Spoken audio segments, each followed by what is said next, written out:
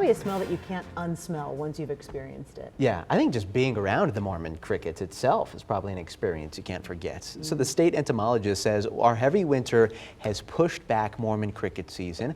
I'm Ryan Kennedy. I'm Kristen Remington. Thanks for keeping it here with us at 5:30. The Nevada Department of Agriculture says it's getting reports of baby Mormon crickets in rural areas all over northern Nevada, like this place. Faith Evans joins us live from Red Rock, where we've seen outbreaks in the past. Faith, do people in North Reno need to worry about a cricket invasion this year? Well, the state told us that most of our Mormon cricket reports right now are coming out of Winnemucca and Elko.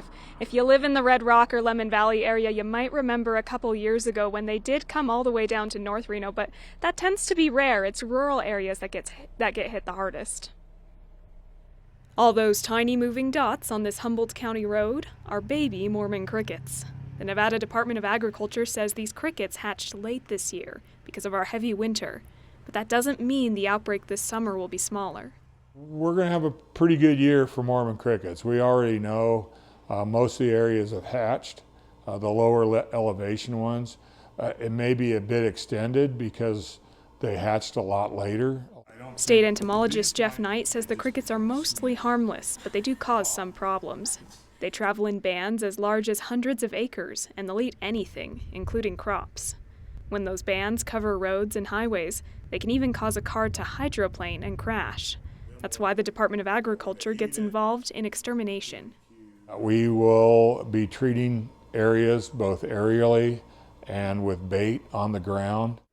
For brave entomologists who don't mind getting down and dirty with the crickets, there is one other way to get rid of them. I've had a couple of the guys that have worked for me eat them. One guy said he tempered them and said they weren't bad, but they weren't good. Another guy that worked for me ate them and said they tasted like sagebrush.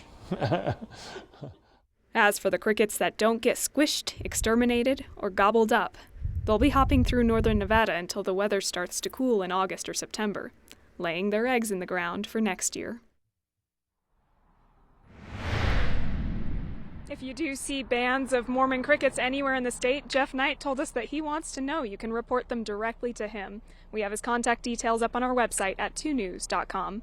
Covering the story live, Faith Evans, 2 News.